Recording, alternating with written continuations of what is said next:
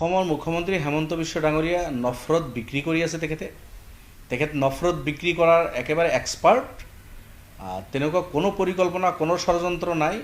বৰঞ্চ হেমন্ত বিশ্ব ডাঙৰীয়া RSS, বজৰং দল, বিশ্ব হিন্দু পৰিষদ, BJP এই সকলে ষড়যন্ত্ৰ কৰি অসমৰ এটা ডাঙৰ জনগোষ্ঠীক তেখেতসকলক মানে হেৰাস কৰিব বিচাৰিছে, সেইসকলৰ অধিকাৰ খৰ্ব কৰিব বিচাৰিছে।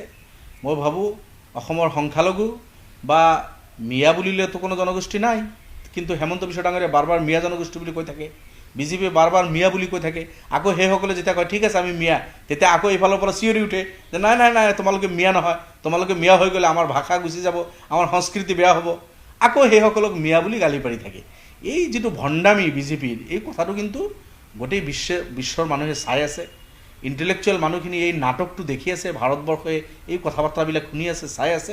এইটো ভাল কথা নহয়। কোনেও কাৰ সংস্কৃতি নষ্ট কৰিব নোৱাৰে।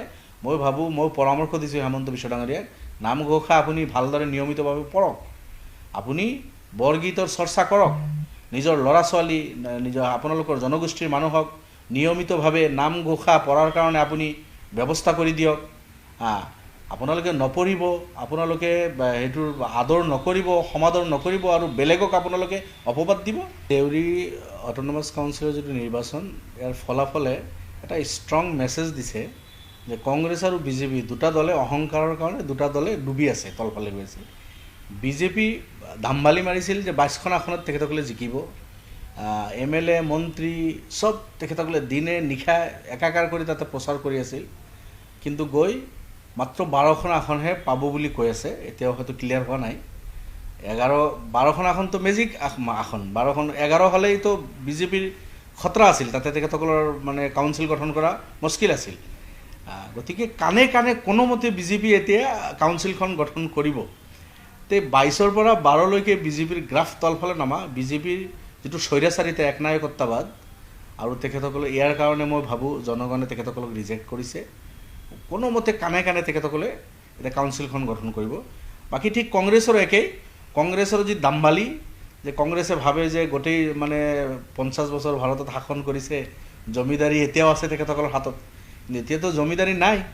কংগ্ৰেছৰ যে শক্তি নিজৰ নাই, সেইখিনি কথা কংগ্ৰেছ অনুভৱ কৰিব নোৱাৰে। তাতে এতিয়া JPP আছে আৰু কোনোবা ইণ্ডিপেণ্ডেণ্ট এজন জিকিছে। এই চব মিলি যদি কংগ্ৰেছে একেলগে ফাইট কৰিলেহেঁতেন, কিজানি BJP তাতে কাউন্সিল গঠন কৰিব নোৱাৰিলেহেঁতেন। গতিকে কংগ্ৰেছৰো যিটো ভুল নীতি, নিজৰ শক্তি নাই, সেইটো উপলব্ধিও কৰিব পৰা নাই কংগ্ৰেছে। আৰু 22খন আসনৰ ভিতৰত 2খন আসন মাত্ৰ কংগ্ৰেছে জিকে।